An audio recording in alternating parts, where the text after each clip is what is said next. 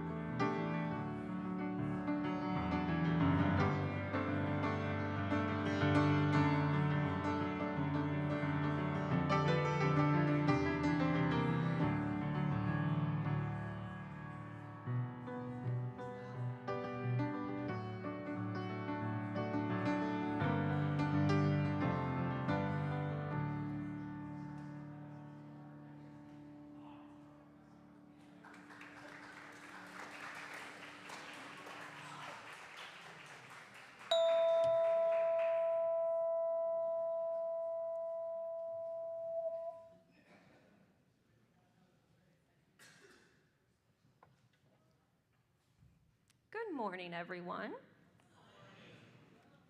My name is Samantha White. My pronouns are she and her, and I'm honored to welcome you to the Ethical Society of St. Louis. We are a humanist congregation committed to thinking deeply, taking action, and growing together. Whether you are a longtime member, a first-time visitor, or joining us online, welcome. We're really glad that you're here. Throughout the month of August, we're celebrating Members Speak Month. Each Sunday, we'll hear from members of the Ethical Society as they share experiences, passions, and ideas that have shaped their lives and reflect our shared humanist values. In the practice of ethical humanism, wisdom isn't confined to any one voice. We learn from one another through curiosity, reflection, conversation, and the lived experiences we each bring to this community. Members Speak Month is an invitation to listen deeply, ask thoughtful questions, and continue growing together. It's one of my favorite months. As we begin, I invite you to take out your devices and make sure they are silenced so that we can be fully present with one another. Thank you. Our musician this morning is pianist Jocelyn Rugebert. Classically trained and equally at home at playing by ear, Jocelyn moves across classical, jazz, contemporary music, and just about everything in between. As you heard earlier, it was lovely. She holds a master's degree in piano performance and pedagogy and has spent decades performing and teaching throughout St. Louis. She'll begin this morning with Throw It Away, composed by jazz vocalist and songwriter Abby Lincoln. As you listen, consider the title as an invitation. What might we be ready to loosen our grip on, and what becomes possible when we do? Please join me in welcoming Jocelyn.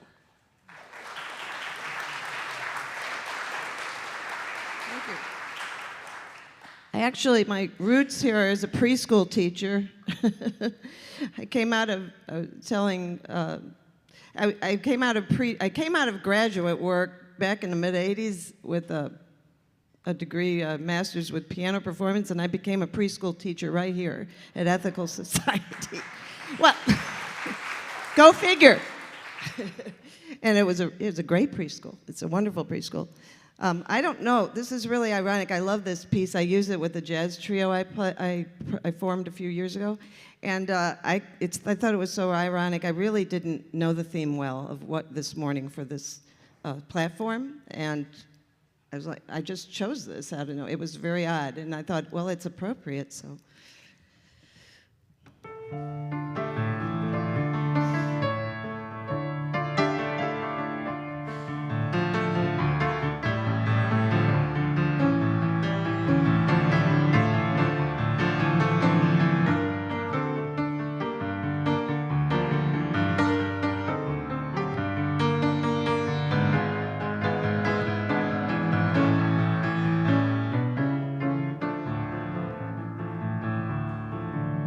I think about the life I lived, a figure made of clay. I think about the things I've lost, the things I gave away. And when I'm in a certain mood, I search the house and look. One night I found these magic words in a magic book. Throw it away, throw it away. Give your love, live your life each and every day. And keep your hand wide open, let the sun shine through. 'Cause you could never lose a thing if it belongs to you. There's a hand that rocks the cradle, a hand that helps us stand. With a gentle kind of motion, it moves across the land. And the hands unclenched and open, gifts of life and loves it bring. So keep your hand wide open if you're needing anything. Throw it away, you can throw it away. Give your love, live your life each and every day.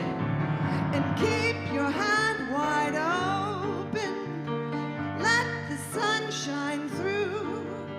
'Cause you can never lose a thing if it belongs to you.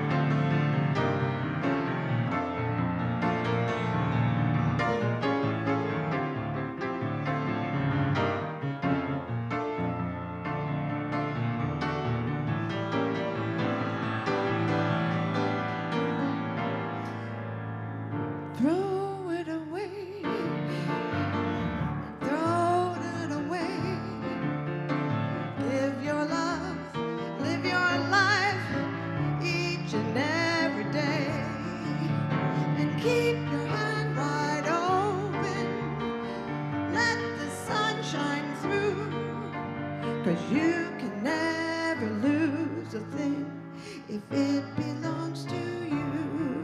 'Cause you can never lose a thing if it belongs to you.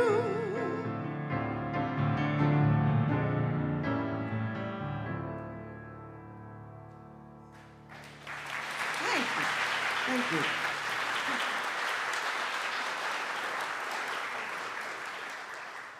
What a lovely message. Thank you, Jocelyn.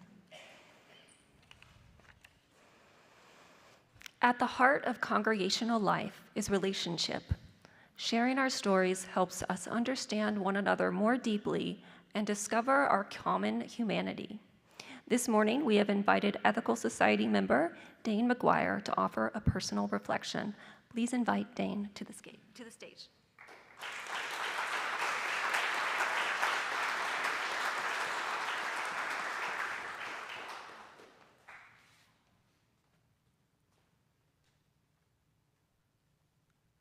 Hi, I'm Dane, and before I begin, my story does contain brief references to past substance abuse, so trigger warning, discretion is advised. I've identified as humanist or secular humanist since I was 15. I was raised Methodist, albeit forcefully. Something never really clicked. Perhaps my earliest memory involving religion from when I was 5 was a bit of foreshadowing. Not understanding what a preacher was, I said, "Mom, when Jesus is done preaching, can we go eat?" When I got older, it was that I just couldn't get myself to believe in something I didn't have tangible evidence for. At 15, I wasn't yet comfortable using the term atheist. I expressed this to friends of mine at the time, and one, a person of faith, told me about humanism. I discovered the American Humanist Association and an interview with punk rock legends Bad Religion. It wasn't until that AHA podcast I firmly planted my flag on the island of misfit toys. So, I have cerebral palsy. I now had differing beliefs than most of, if not my entire town, and growing up in a divorced family with my mom in what became an unhealthy dynamic, I already felt like I'd been living on another planet. After a certain point, it didn't matter what I might be arguing about, religion or otherwise. I was told, you can be right, or you can be happy.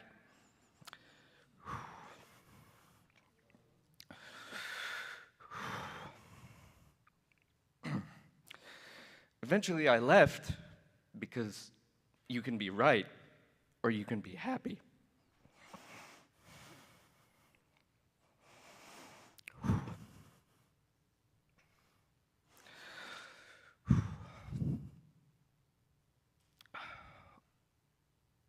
Although I got what I wanted and I was grateful, past experiences, career and personal frustrations, and largely student debt led to a period of substance abuse in which even humanist values were second to a good time. I could get away with being in this state in broad daylight because, well, my CP was finally good for something. But my journey did come full circle.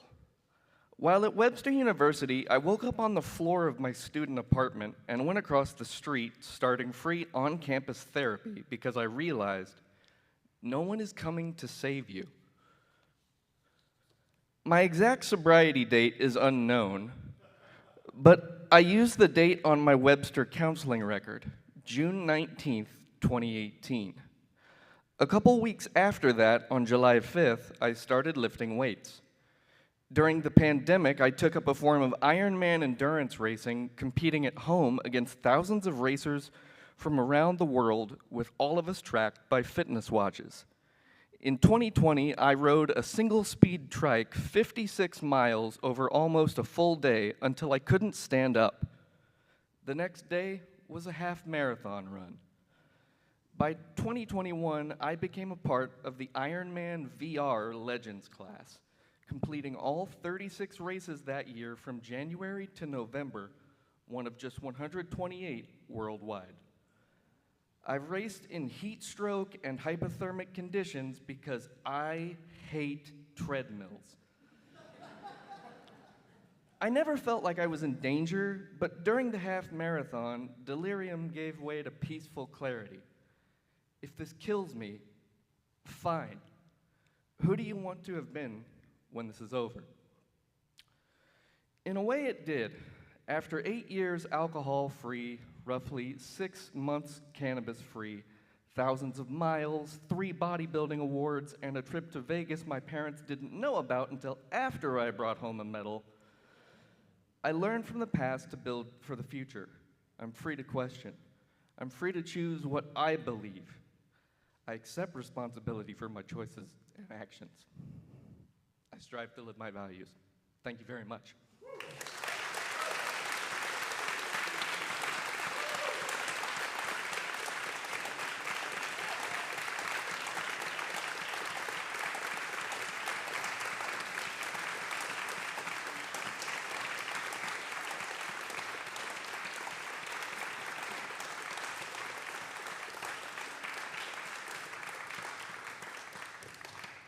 Thank you for sharing your story and for your trust in our community. Each week we read our youth education core values as a way to bring us together and remind us of our shared commitments. Since our youth are enjoying summer programming, Lance Binney has volunteered to read our core values today.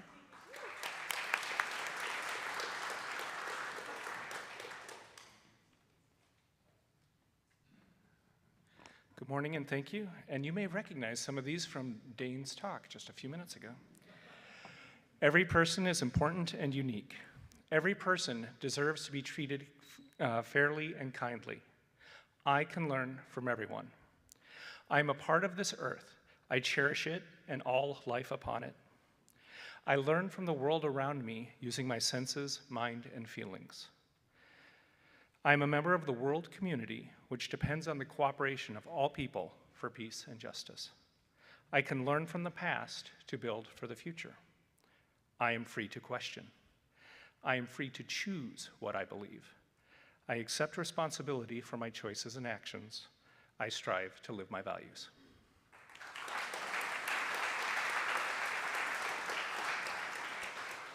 Thank you for letting me corner you in the hallway, Lance, and saying yes. These values are more than lessons for children. They are aspirations for all of us, guiding how we learn and grow together as a community. And one of the clearest ways those values come to life is when people choose to make this community their own. Today, as the Ethical Society Membership Team Chair, I'm delighted to welcome our newest members. Please hold your applause until the end so we can celebrate everyone at once. And not all of our newest members are able to join us at platform each week, so I've included their photos on the slideshow. And new members, if you're here and you're willing, please stand up when I say your name. Jeremy Brenner, he, him. Jeremy is interested in Sunday platforms and speaker events, as well as connecting at social events and fun activities. He's also excited about the opportunity to create through music and the arts, engage in service and justice work, and explore small groups and learning opportunities. He's looking forward to leading and volunteering in this community. Erica Gall, she, her.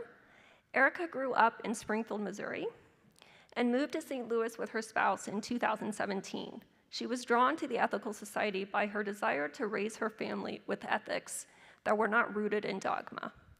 Erica grew up in a church and joined Ethical for a space that has the good parts of church and offers a community to engage with that truly believes in the worth and dignity of every person. Erica also enjoys hosting parties, making crafts, and fitness. Rainer Gall, he, him, he grew up in a church family as well and enjoyed the community aspects of his religion, but as he matured, he realized the deep flaws and inconsistencies in the Christian faith. After leaving his Christian faith and living for 10 years in St. Louis, he was introduced to the Ethical Society by a friend. He enjoys video games, sports, and traveling, and all of those activities are best experienced with his family, wife, and 2 kids. He is also learning about aviation, space travel, and the world. Please join me in a round of applause to help welcome our newest members.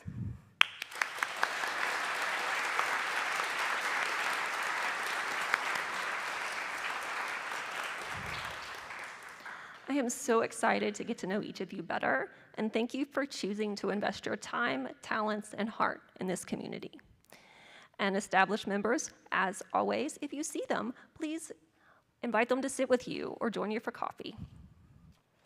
Jocelyn returns now with Pavine by French composer Gabriel Fauré. I should have asked how to pronounce that. As you listen, notice the unhurried pace of the music and follow the melody as it unfolds.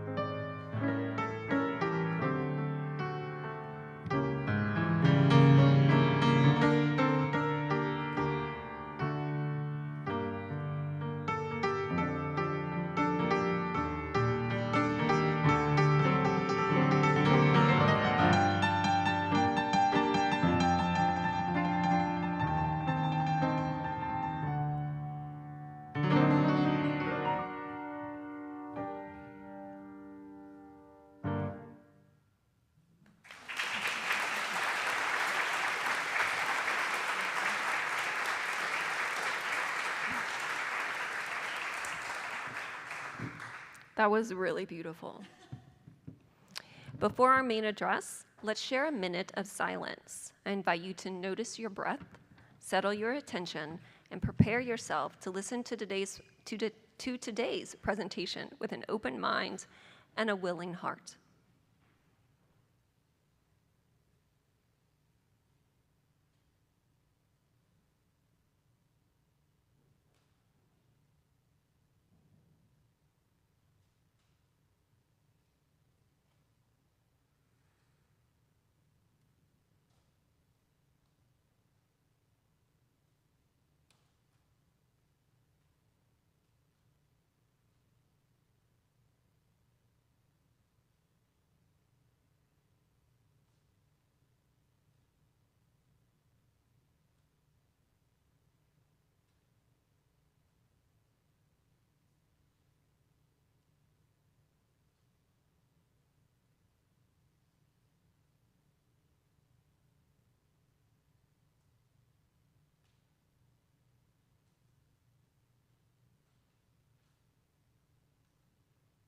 Thank you.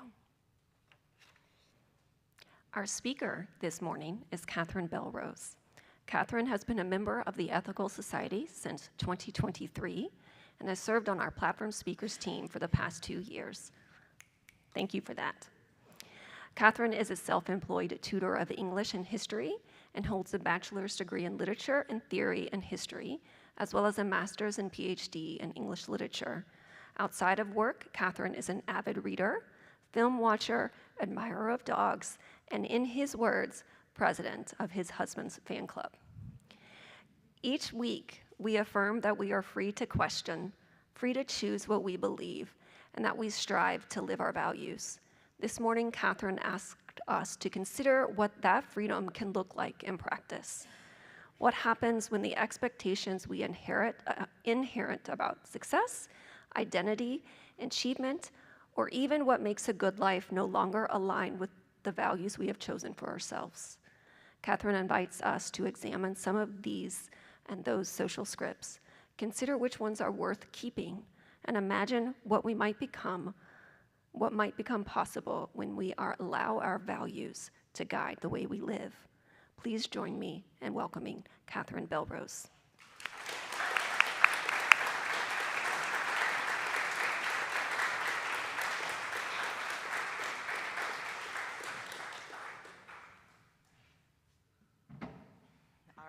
I'm popping up with my stool now. All right, well, thank you so much. Good morning. I today wanted to take you all on a journey with me. How many of you remember or are familiar with the show Reading Rainbow? Quick show of hands. Oh yeah, all right. I knew I liked y'all for a reason. So that show, for those who did not raise their hands, originally was hosted by LeVar Burton, and it was a show that it was aimed at kids, and it would have a theme like winter weather or ancient Egypt, and LeVar would introduce different kids' books on that topic to the viewers. So it was essentially like my first book club when I was 6, and I loved it so much. And so what I'm going to do today is I'm going to take you all on a Reading Rainbow-esque journey with me. We're going to talk about a bunch of books basically that I read when I started to ask myself this question, right? It was around the pandemic, and I found myself really interrogating, what does it mean to have enough? What does it mean to feel like I was fulfilled? How much of that was coming from my job? How much of that was coming from what other people told me success was versus what I really believed it meant? And so I want to bring you all along with me. We're all going to go on that journey together, and hopefully at the end also connect it back to the values that we have been all talking about. This has been such a well-connected platform today, so I appreciate that. Okay, so, oops, backwards, just kidding. So to start out, because I'm an academic, the first place I had to begin with was studies, academic papers. And there was this study done by Daniel Kahneman and Angus Deaton in 2010.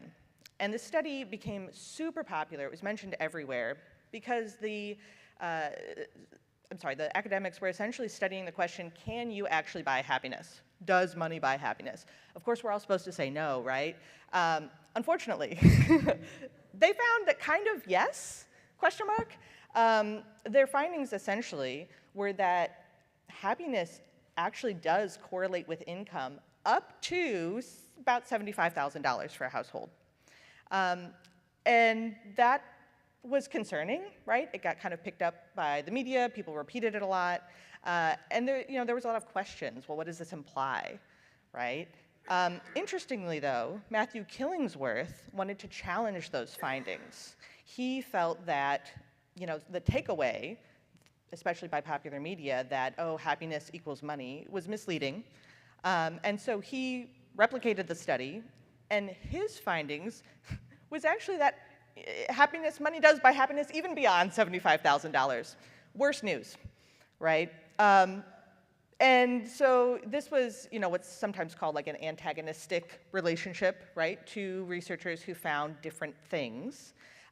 Interestingly, though, in the spirit of knowledge, they worked together. They collaborated in another study in 2023. And in this study, what they found was essentially that money was buying security.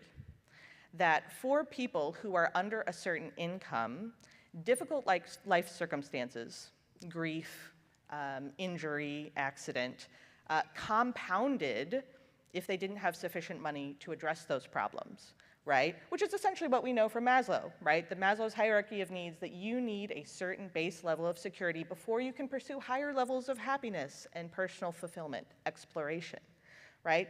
So in that way, these studies really weren't that surprising, but it did establish that there's, a base level of survival needs, right? So that's not really what we're exploring, right? I think we can all get on board with, we live in a society where money is necessary. Okay, well, what do I do with that, right? what are we supposed to do beyond that? So now we're going to look at some history. How did we get, no, it's okay, I know, thank you. Yes. So the next step is that we're going to look at some history. Because then once I was looking at these studies, I was like, well, how did we get to this point, right? Where are we getting these numbers in particular that $75,000 or $100,000 is somehow the base of happiness? And for that, I started reading this book by Vicki Robin, Your Money or Your Life. And Robin and her husband, Joe Dominguez, traveled in the 80s and 90s, putting on free,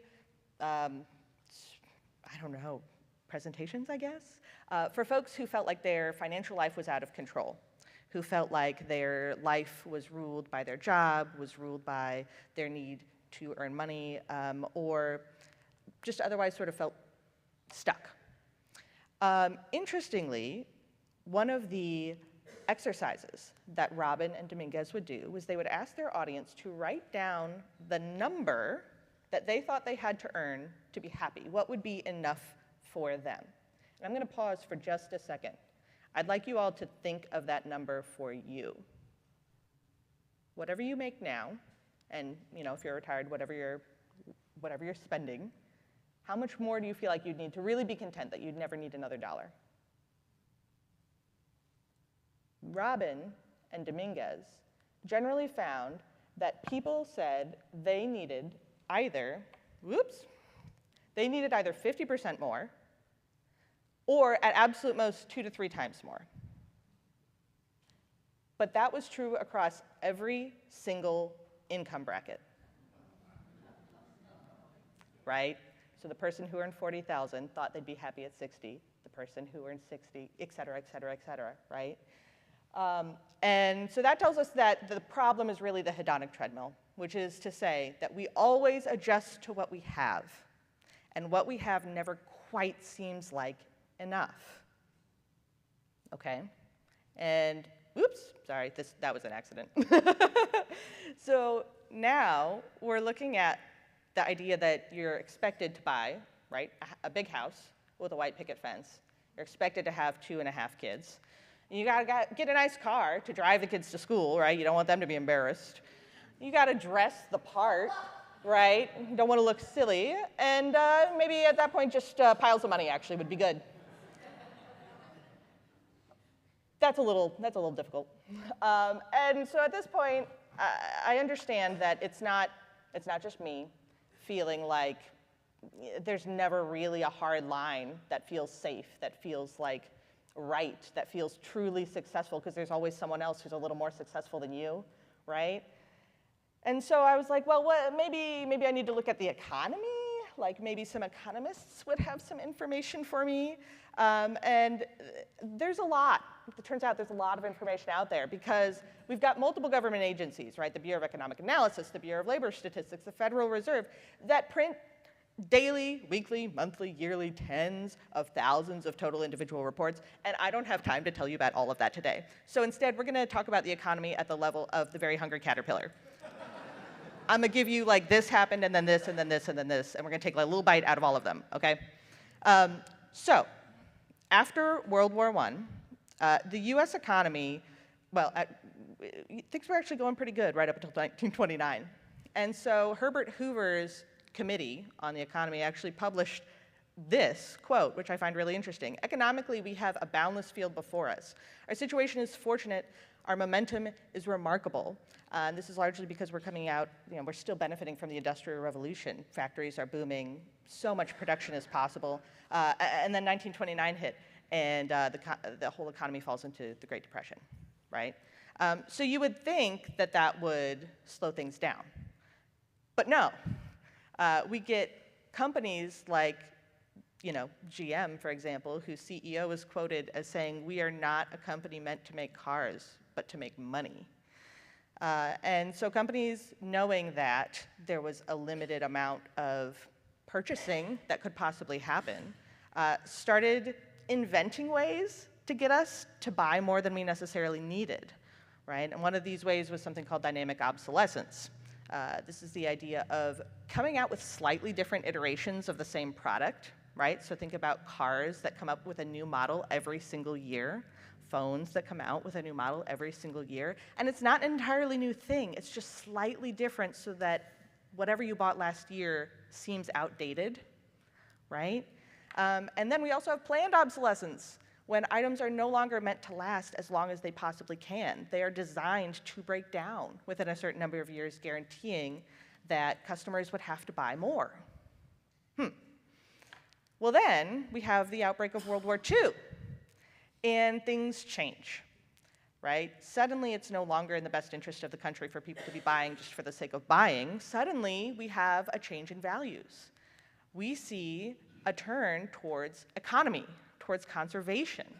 There's this idea that if you are not actually helping with the wartime efforts, for example, carpooling, if you're not carpooling, you're actually riding with Hitler.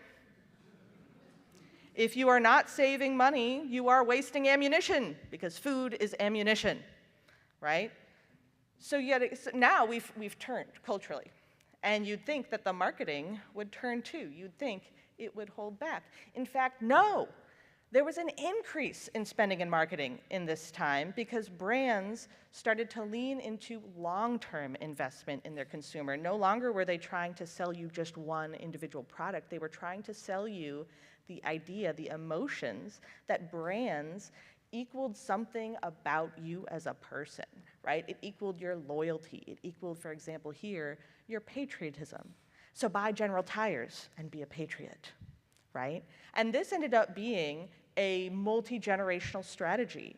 If you can imagine the kind of dish soap your mom used when you were growing up, and it was the same dish soap, and you turned 20 and went to the grocery store and picked up that dish soap without thinking about it, that was this era of marketing, right? They were investing in long-term brand loyalty.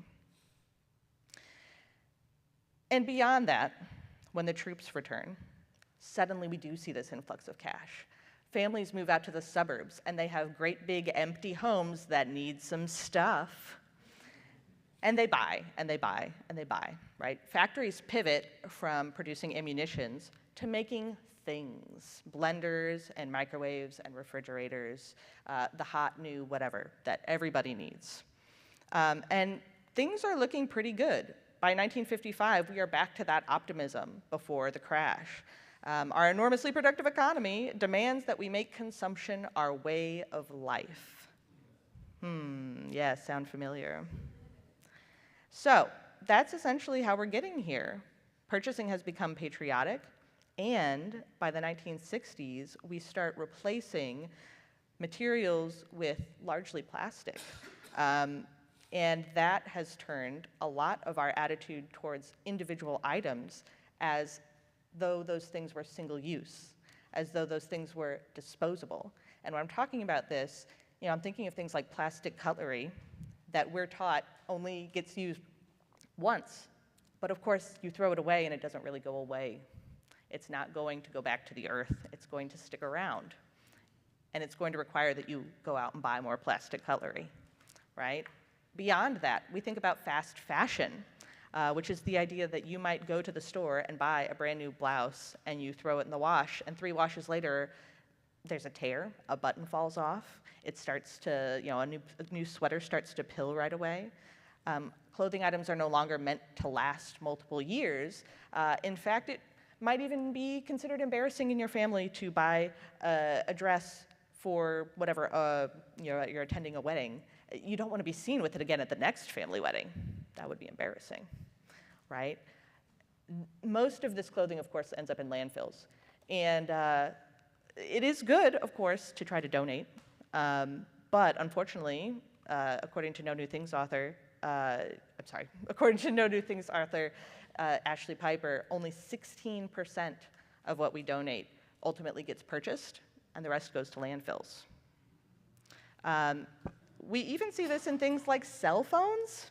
I'm sure we've all heard of the idea of having a burner phone, right? Just for a particular use, meant to be, burned up, used, thrown away. If a screen cracks, sometimes it's more affordable to purchase a new phone than to have it repaired. That goes back to that planned obsolescence. You are not encouraged to repair. You're encouraged to purchase. All right, well, how do we stop? This was really depressing. This was a lot of really depressing research. It didn't really necessarily uplift me or make me feel like I had a clear idea of what was I to do with that. How could I point my life in a direction that I felt like would be better for myself, better for the planet? Well, one thing that I found really inspiring was Sahil Bloom's book, The 5 Types of Wealth, in which he proposes, get this, 5 types of wealth. He says that there is time wealth, social wealth, physical wealth, mental wealth, and financial wealth. Up until now, I've mostly been talking to you about financial wealth because that's primarily how Americans quantify it. However, I'm now going to invite you on the journey I went on, which was to think about wealth in other ways. So, we're all going to do an exercise together where I'm going to ask you all to think about your own personal enough. So step 1, we're going to have to think about rejecting all the stuff we talked about before, right? The social convention of being Scrooge McDuck. Congratulations, yay! You have all practiced rejecting social convention by showing up here.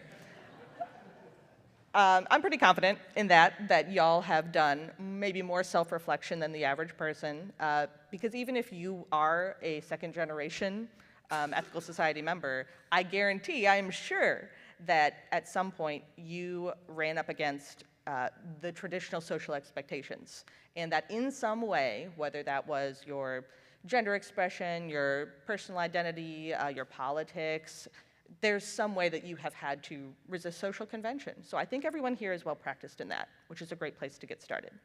But I'm also going to ask you to work on identifying some assumptions that maybe we haven't thought about before. So if you would like to participate, you can scan this QR code and type in your answers and share them with the group. If you do not want to participate, you can think about these answers and type them in your heart, and that's also fine. So my first question for you all, what early lessons, think about maybe just one, what early lesson can you remember learning about who or what was considered valuable or desirable?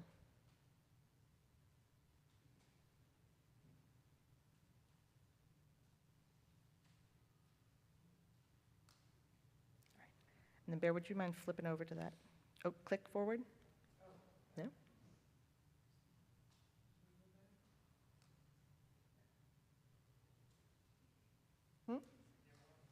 Oh, I'm so sorry. Sorry, folks.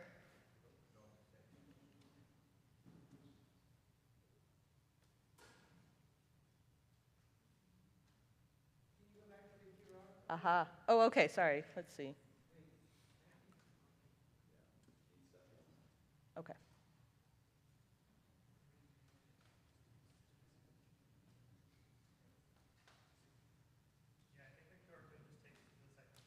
Oh, to the second question? Oh, okay, sorry. Well, let's go to the second question then. So now that you have conceptualized an early life lesson, let's try to connect it to something that happened later in your life, right? Whoever or whatever gave you that early life lesson. How did that shape a choice later? Maybe you planned your college major around it. Maybe you picked one job over another. Maybe you and a partner did or did not get along because you had competing lessons.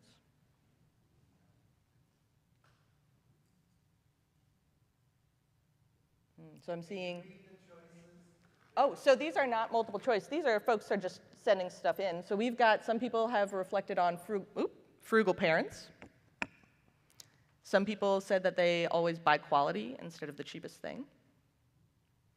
A person who was valuable was someone who had high productivity and worked hard. Yeah, that's a solid, very common value in the US.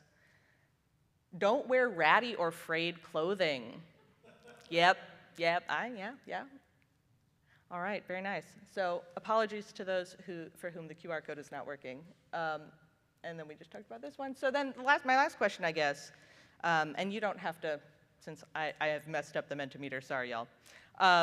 But I also would like you to think about who taught you or what taught you what it means to not have enough, because we also get a lot of messaging about that, right? And if we think about that, not wearing ratty or frayed clothing, why is that? Where's that coming from, right? And a lot of it is fear of scarcity, right? Not having enough, being seen as not having enough. All right, so let's head back to the slideshow, if we could, please. I don't know how to exit the Mentimeter. Thank you, Bear. All right, fantastic. Okay, so after I did this exercise for myself, and hopefully you all have done that exercise for yourselves in your hearts, I had to think about, okay, so I've got a sense of what I don't agree with from society. I think I have a pretty good sense of what I do want to be prioritizing. And then I had to think about, okay, how am I going to actually change my life to pursue these things, right? And I want to share those same questions with you. Once I have more time, once I think I have enough, will I be spending more time with loved ones? Am I going to be relaxing more, spending more time working on my physical fitness? Will I spend more time protecting the earth and the life upon it? Will I give back to causes I support? Will I be fighting for peace and justice? And that's going to look different for everyone. And you want to craft this, of course, intentionally, because you don't want to end up like doing whatever this is. Or maybe you do, I don't know, I'm not your boss. So once we've identified what our personal enough is, and we've considered how we want our life to be different, I do want to invite you all, hopefully today, maybe in the next coming weeks and months, to think about a way that you could tangibly change your life, to invite that change, right? Like to take action on putting whatever you value into your life in an increased way. So last thing, how did I do that? I'm finally coming around to my conclusion, y'all. I found, and the thing that had prompted me to this whole journey was that I had finished my PhD, and I had to consider whether I was really willing to pursue academia, which would probably involve moving to wherever the job was. And I realized I didn't really want that. I really wanted a life where I had a lot of time flexibility.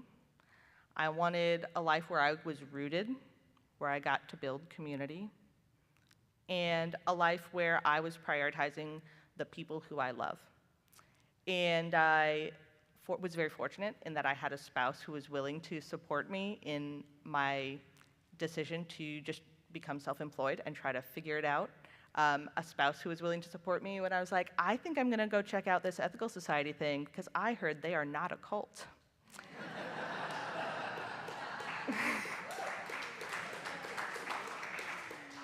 And a spouse who's been with me with every step of the way, all the weird things that I've done. So I'd actually like to conclude my talk today by asking Samantha to join me and my spouse to join me up on stage and renew our vows.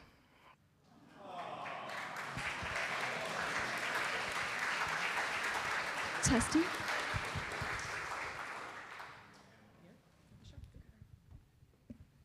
Okay.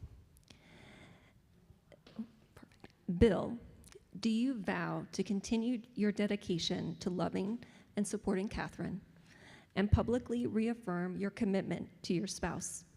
I do. Catherine, do you vow to continue your dedication to loving and supporting Bill and publicly reaffirm your commitment to your spouse? I do.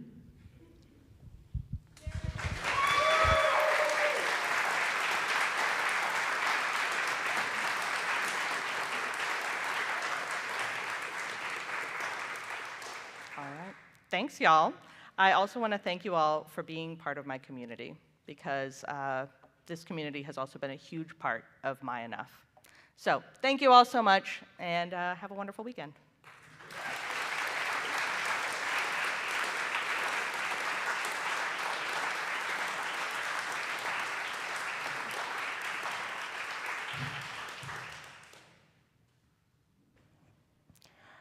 Thank you, Catherine.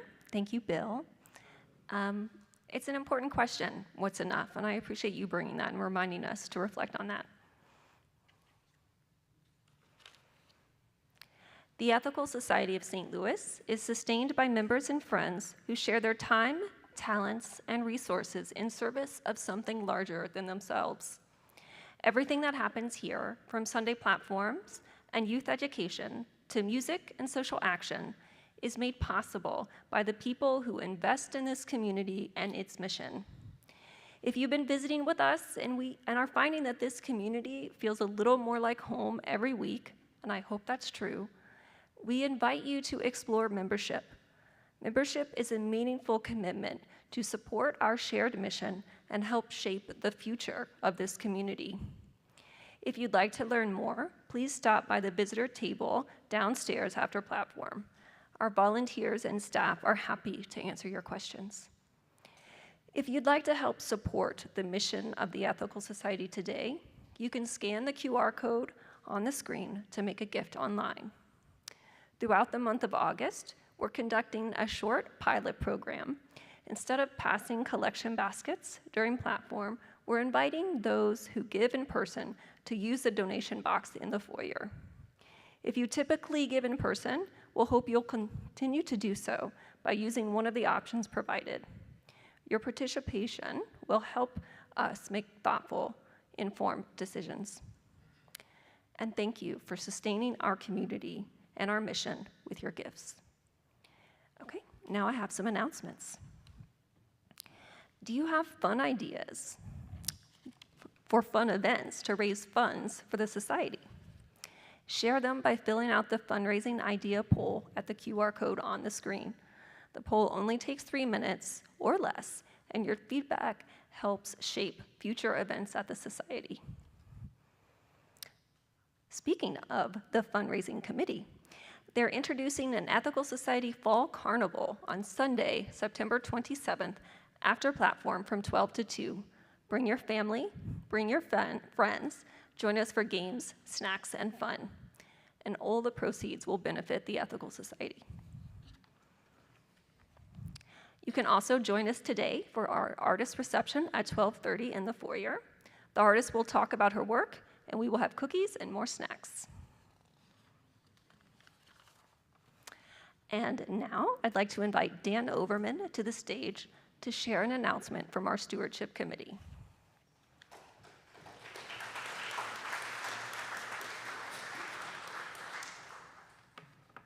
Hello, everyone. As you know, most of the time, these announcements are read by the host, but the importance of this message, because it's one of appreciation and gratitude, I thought it would be better if I delivered it personally. So, again, my name is Dan Overman, and I'm speaking on behalf of the Stewardship Committee. And for those who aren't aware of what the Stewardship Committee does, one of their functions is to run the annual pledge campaign. The committee consists of Claude Bernard, Stan Mulvihill, Clark Hoteling, and Crystal White. So, as you know, I usually ask advice of people before I give one of these, even a little announcement, and I get the same response every time. Cut it in half, Dan. So, the accounting for the pledge campaign and the giving season has been finalized, and I very much want to express my appreciation to our community. As we ramp up for a new programming season, you can take pride in knowing that your member pledges and donations help make our numerous programs possible. Your pledge commitment, along with the pledges from 258 members, resulting in an allocation of $330,000 for this fiscal year's operating budget. 88 of those members that gave pledged at or above the sustainable level of $1,650 per member. But wait, what about the matching gift fund? A special thank you to the 17 members who donated to create our matching gift fund. These fund donors provided a match pool of $44,300 as an incentive for others to boost their individual pledging. And kudos to the 128 members who increased their pledge from last year, thereby unlocking $39,709 from the available match pool. So the total between the pledge campaign and the matching gift fund is upwards of about $370,000, and I think that's worth giving yourself a hand.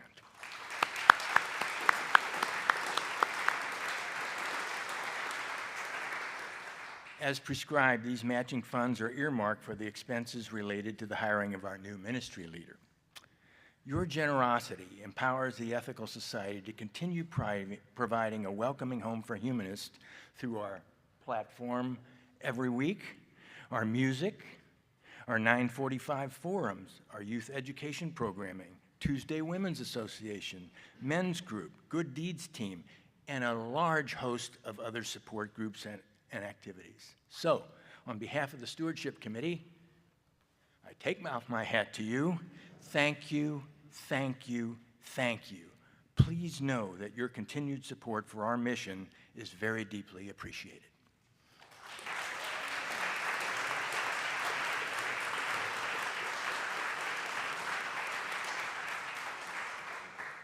Thank you, Dan. Thank you to the members of the Stewardship Committee, and thank you to all of the people who continue to support this community. For her final selection this morning, Jocelyn will share an original composition titled The Confluence. A confluence is a place where separate streams come together, each arriving by its own path and becoming part of something larger. It feels like an especially fitting image for a Sunday morning spent together in community.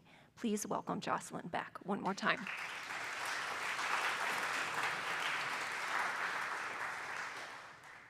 Actually, I think after that phenomenal platform, I've got to write a song called We Are Not a Cult.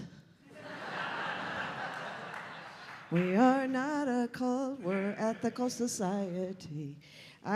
Yeah, that was wonderful. My husband this morning says, what is it with you and the word confluence? He said, he was giving me trouble. I said, I don't know, it's just a beautiful word. And so I've wanted to do something, and this is just an improv. So I do this a lot, so go figure what's gonna happen. But I call it the confluence.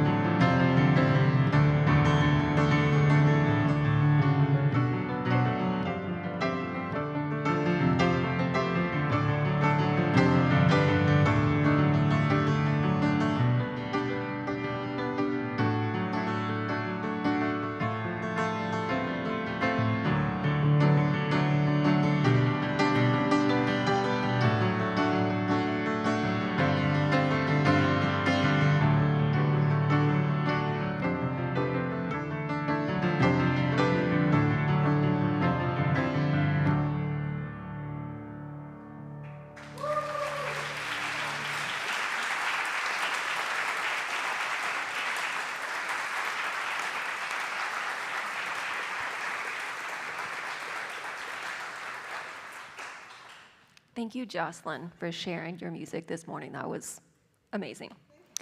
Thank you, Dane, for sharing your story. And thank you, Catherine, for inviting us to consider the expectations we inherit and what becomes when we choose to define meaningful life for ourselves. This morning has reminded us that so much of what we assume about a good or successful life comes from stories we have been handed. We may not have chosen those expectations, but we can choose whether they continue to guide us. As free thinkers, we have the freedom to question those scripts, decide what is truly enough, and build lives that more closely reflect what we value. As we continue through Members Speak Month, I hope you'll take time to learn from one another. Start a conversation with someone you'd like to know more about. Ask what they've learned to value more over time and what they've learned to let go of, or what enough looks like for them today. Our answers may be different, but sharing them can help each of us think more intentionally about the lives that we are creating. After platform, we invite everyone downstairs for coffee, conversation, and community. If you're visiting with us today, we'd love to meet you. Please stop by the visitors table downstairs to say hello, ask questions, and learn more about our community. May we leave today with the confidence that there is always something new to discover in the world around us and in one another. Thank you for being here this morning, and have a wonderful week ahead.